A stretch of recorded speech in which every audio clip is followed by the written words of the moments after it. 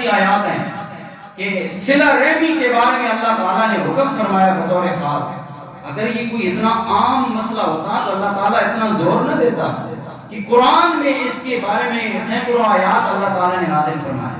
ایک اور مقام پر اللہ تعالیٰ نے فرمایا, ارشاد باری تعالیٰ محبت کے سبحان اللہ. آج میرا موضوع ہے صلہ رحمی. اللہ تعالیٰ نے فرمایا کہ میں نے تمہارے میں سے مردوں اور عورتوں کو پیدا فرمایا, پھر رشتہ داریاں بنائی. پھر فرمایا واتقوا اللہ الذی تساءلون بہ والارحام, اس رب ذوالجلال سے ڈرو جس سے ہمیشہ تم سوال کرتے ہو یا اللہ رحم فرما دے, کرم فرما دے, یہ کر دے, وہ کر دے, یہ نعمت دے دے, وہ نعمت دے دے, اس طرح رحم فرما دے, اس طرح رحم فرما دے. اللہ نے فرمایا جس رب سے سوال کرتے ہو, جس رب سے مانگتے ہو, اس رب سے ڈرو. اور کس معاملے میں ڈرو؟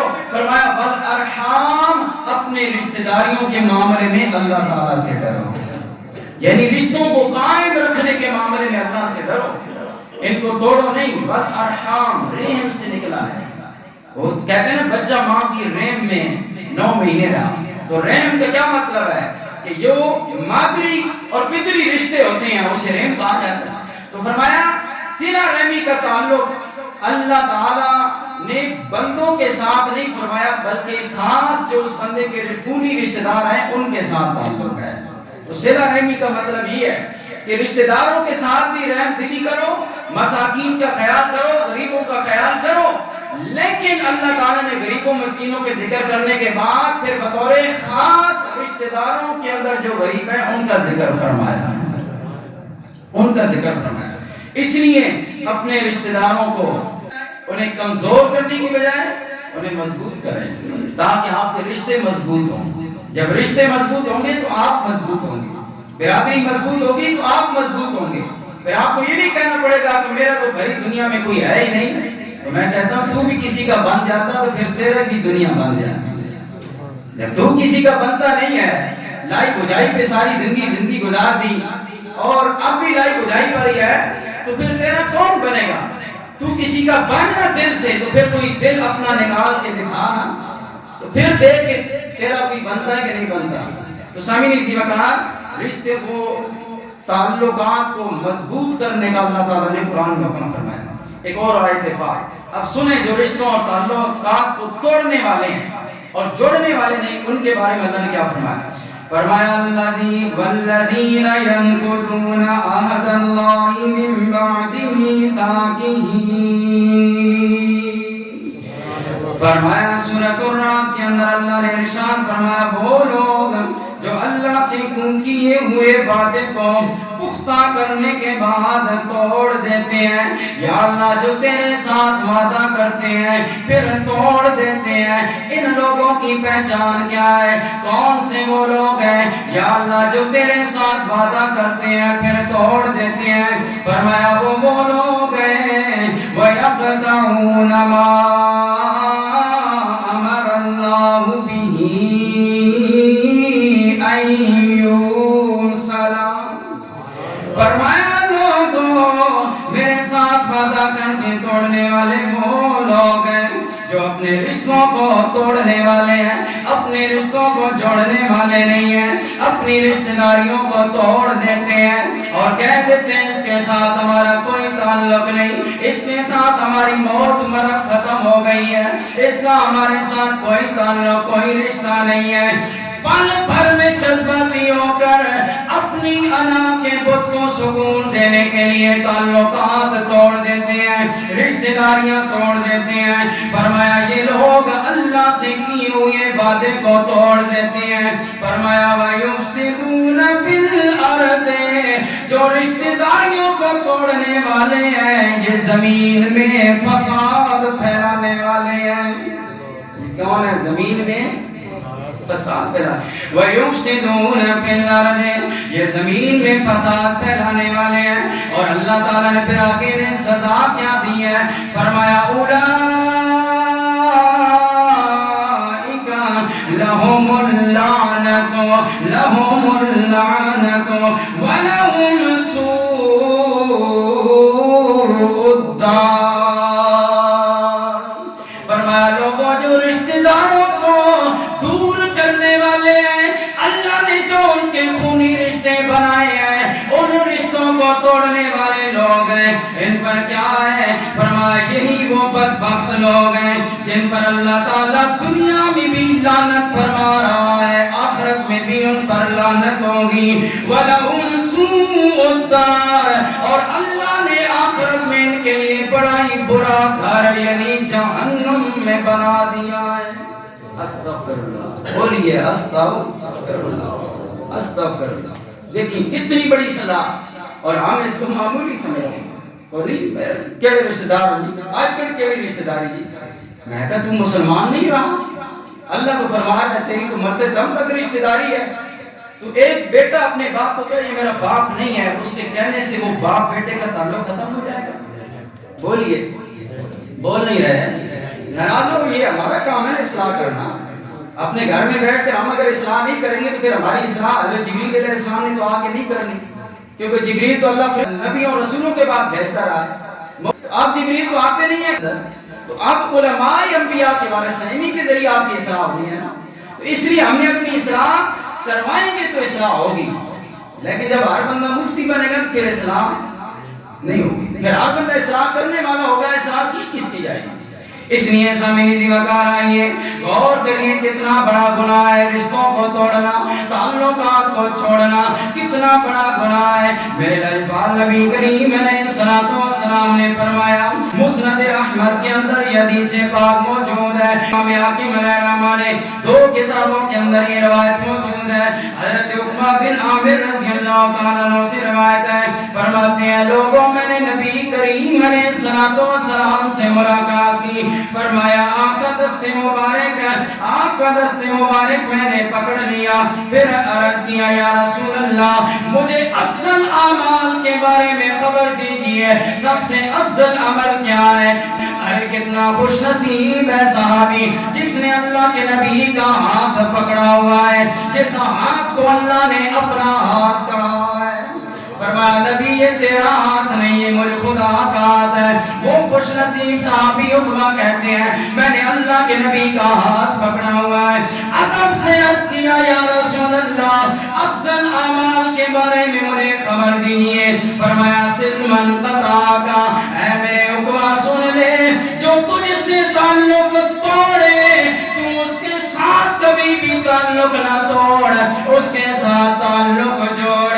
وَآتِ مَنْ حَرَمَكَ وَآرِدَ مَنْ ظَلَمَكَ، فرمایا اے میرے صحابی جو تجھے محروم کر دے کسی چیز سے تو اسے محروم نہ کر، اسے عطا کر، اور جو تجھ پر ظلم کرے اسے تو معاف کر دے۔ یہ عمل جب تو کر لے گا کہ تعلق توڑنے والوں کے ساتھ تو جوڑے گا تو اللہ تعالیٰ تجھے افضل اعمال کا ثواب عطا فرما دے گا۔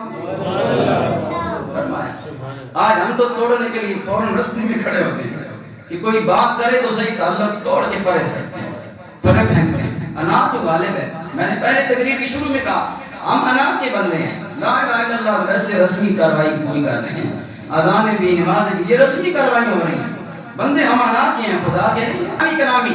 لیکن اصل اسلام کیا ہے؟ میرے لجپال نبی کریم علیہ السلام نے بتا دیا۔ اب یہاں اللہ کے نبی یہ بھی فرما سکتے تھے کہ تو نماز زیادہ پڑھا کر، نفل زیادہ پڑھا کر، حج کے لیے زیادہ جا، عمرے زیادہ کر، روزے زیادہ رکھ، نہیں فرمایا میرے صحابی جو تجھ سے رشتہ توڑے تو اس کے ساتھ جوڑ، یہ سب سے افضل عمل ہے۔ بتائیے اس افضل عمل کو ہمیں اپنانا چاہیے، بحیثیت مسلمان کے لیے اپنانا چاہیے۔ ہم سے جو پیچھے ہٹے آپ اور آگے بڑھیں، وہ پیچھے ہٹ کے ریورس گیئر لگا کر کہاں تک ریورس گیئر لگائے گا؟ آخر کار تو ٹھہر جائے گا یار یہ میرا پیچھے ہی چھوڑ دیا۔ تو وہ اگر ریورس گیئر لگا رہا ہے، آپ 10 کی سپیڈ سے پیچھے جا رہے ہیں، آپ 160 کی سپیڈ سے پیچھے ہو جاتے ہیں، تو نتیجہ کیا نکلتا ہے؟ عداوتیں، دشمنیاں، بغض، اناد، غیبتیں، گالی گلوچ، پھر یہاں تک کہ قتل و غارت تک دار پہنچ جاتی ہے۔ یہ ہے فساد فی الارض، جس کے بارے میں اللہ نے فرمایا وَيُفْسِدُونَ فِي الْأَرْضِ، وہ لوگ رشتہ داریوں کو توڑ کر زمین میں فساد پھیلا رہے ہیں۔ میں نے کل یہاں خبر پڑھی ہے ایک بھائی پکڑا گیا ہے جس نے 4 بندوں کے ساتھ مل کر اپنے بھائی کو، اپنے بھتیجے کو گھر میں گھس کر فائر مار کر مہینہ مرتبہ پہلے قتل کیا تھا. کیا وجہ بنی وجہ نزا کیا ہے؟ صرف 5 مرلے کا پلاٹ. بتاؤ 5 مرلے کا پلاٹ اسے کتنی زندگی میں فائدہ دے گا؟ دنیا میں بھی برکت ختم، ہر ٹائم پریشانی ٹینشن. قتل کرنے والا بندہ پھر قتل کے بعد سکون میں کبھی بھی نہیں جی سکتا. یہ آپ کو بات یاد رکھیں. وہ ہمارے بہت سارے علماء، یہ خان صاحب کے دور میں نا ایکشن پلان ہوا تو بہت سارے مولویوں کو جیلوں میں ڈالا گیا. تو وہ اس کی برکت یہ ہوئی کہ بہت سارے مولوی صرف مسجد تک موجود تھے، انہیں جیلوں میں جا کے پتہ چلا کہ دنیا میں کیا ہو رہا ہے. اس کا یہ فائدہ ہوا مولویوں کو. تو وہاں ایک مولوی صاحب بتا رہے تھے کہ وہاں ایک آدمی تھا، ہم نے اس سے پوچھا بھائی تم نے کیا کیا؟ میں نے بندہ مارا ہے. کس کو مارا ہے؟ 7 پڑوسی نے. کیوں جی؟ نالی پر جھگڑا ہوا ہے تو اس نے مجھے گالی دے دی ہے. پھر میں اندر سے پسٹل لیا اور اس کو گولیاں ٹھوک دی.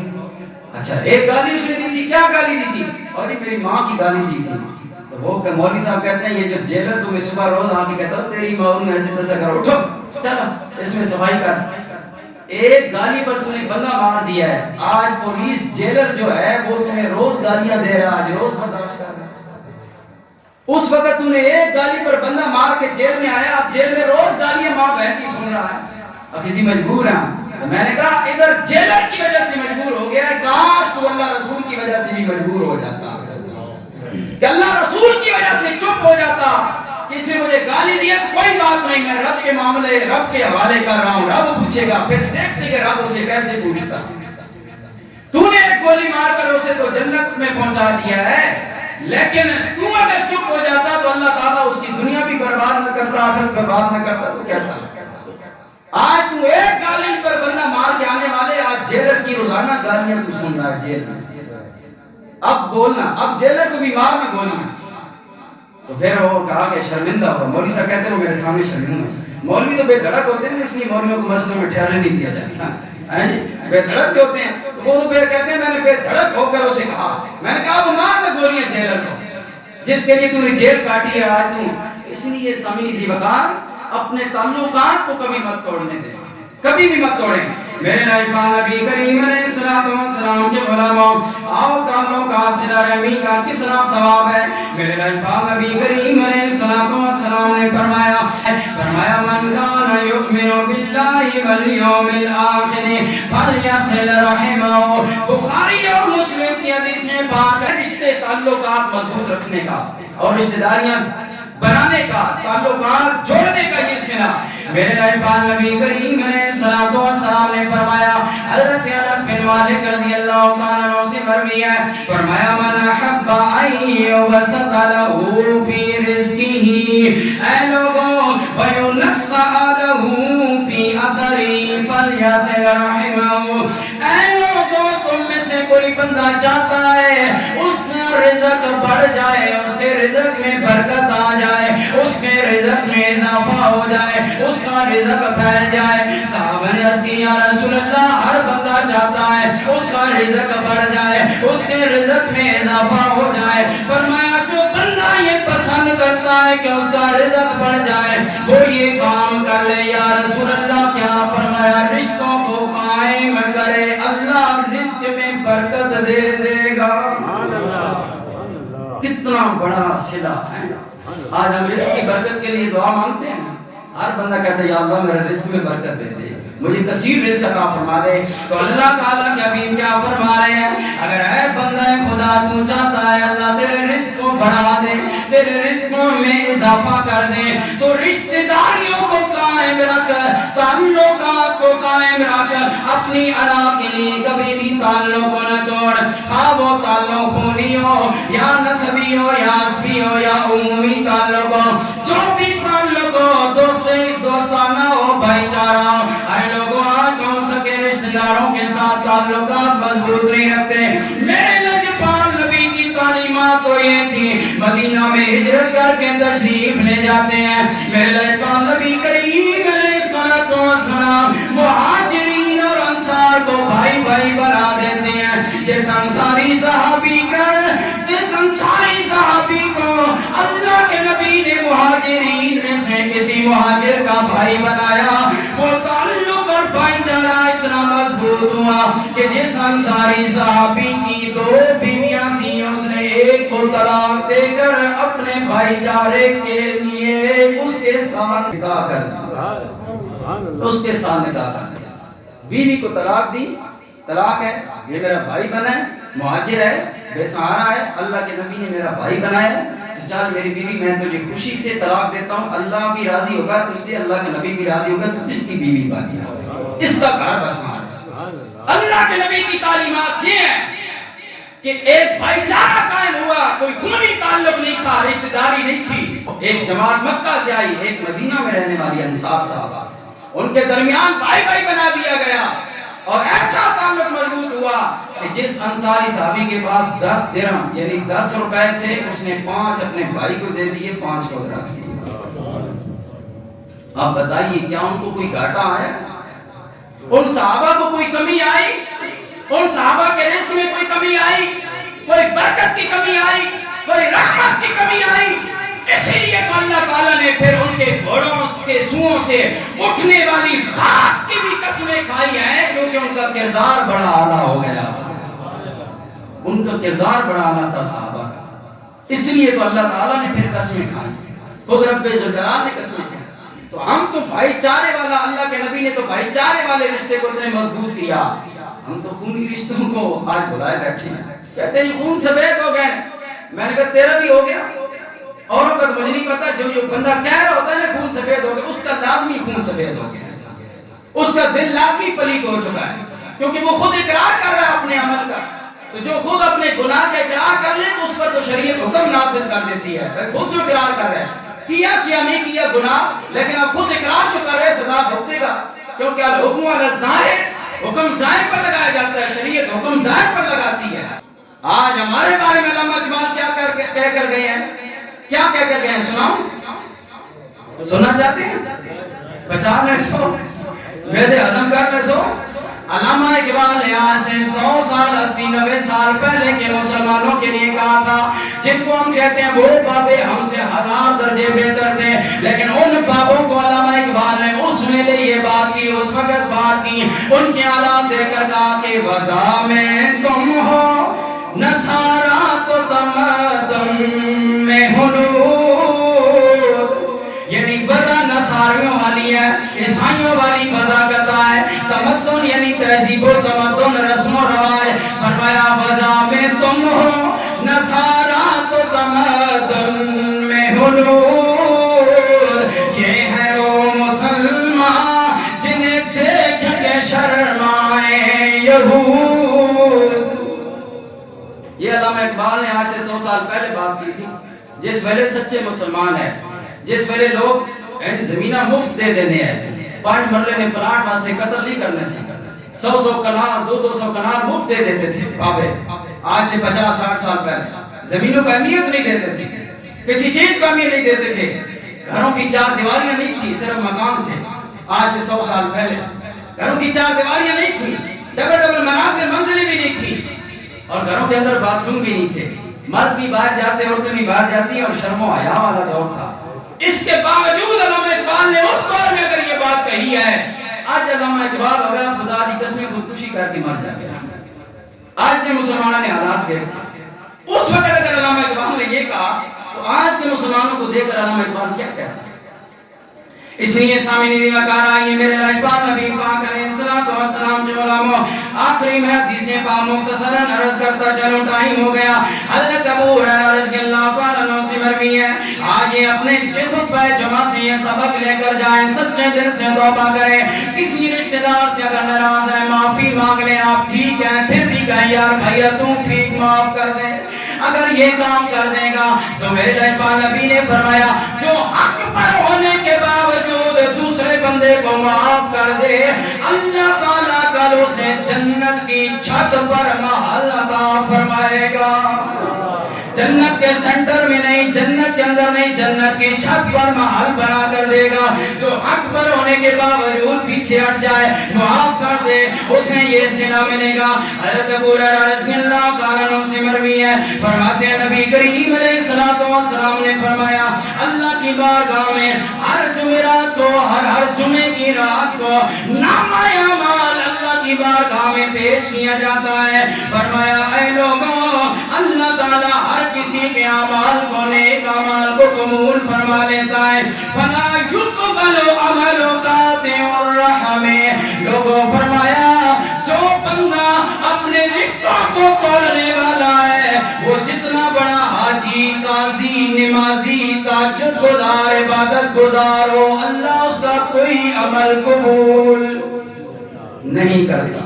فلا یقبل اللہ اس کا کوئی عمل قبول نہیں کرتا.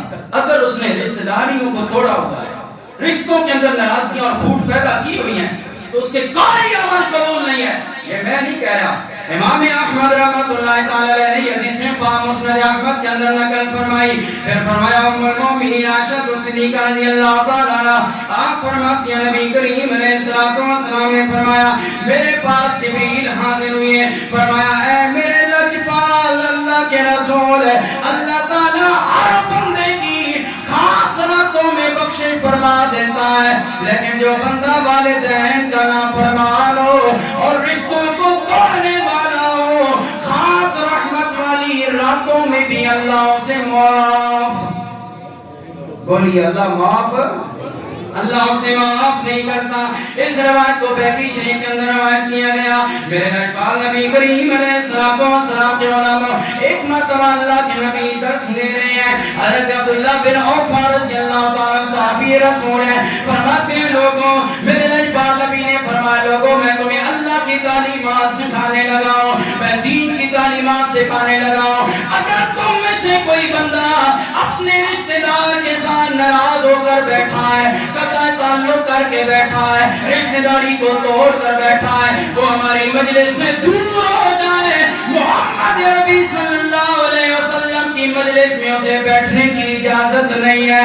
چلا جائے میری مجلس سے اٹھ کر چلا جائے. ایک نوجوان کھڑا ہوا حضور کی مجلس سے اٹھ کر چلا گیا روتے روتے گیا اپنی خالہ کے گھر میں گیا. دروازہ کھٹکھٹایا اندر گیا خالہ کے قدموں میں گر گیا. کہا میری خالہ میری ماسی مجھے معاف کر دے. کہا تو سالوں سے مجھ سے ناراض ہے تیرا میرا کوئی تعلق نہیں رہا آج اچانک تو کیسے معافی مانگنے آ گیا آج کیسے خیال آ گیا.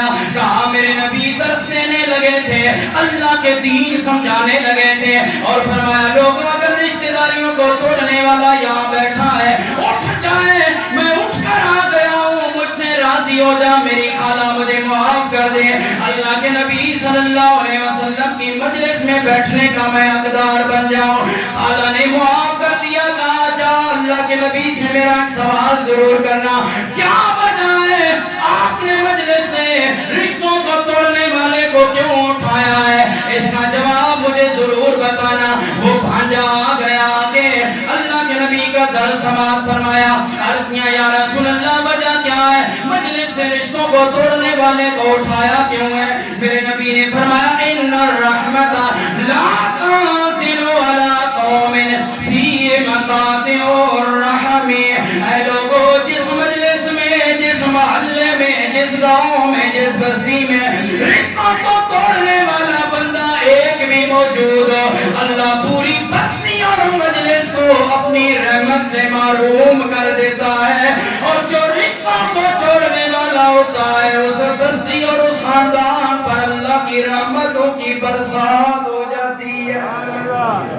فرمایا رشتوں کو جوڑنے والا جہاں بندہ موجود ہوتا ہے وہاں اللہ کی رحمت برستی ہوتی ہے. تو حضور نے مجلس اٹھا دیا. اور دسو ساڑی نمازاں کس کام ساڑھے روزے کس کام ساڑھے اونچے اونچے محلات بنانا کس کام ہمارا مدینے کی حاضریاں خانہ کعبہ کی حاضریاں کس کام کہ مدینے والا مصطفیٰ خود اپنی مجلس سے اٹھا رہا ہے. اٹھ جاؤ بھائی. کوئی کسی کو دین اسلام کی تعلیمات سننے کی اجازت نہیں ہے جو رشتوں کو توڑنے والا ہے. تو اس لیے سامعین ذی وقار آج اپنے انا کے بت کو توڑیں بجائے اس کے کہ اپنے رشتوں کو توڑیں. رشتوں کو نہ توڑیں اپنے انا کے بت کو توڑ کر رشتوں کو قائم کر لیں. رشتوں کو قائم کر لیں. اللہ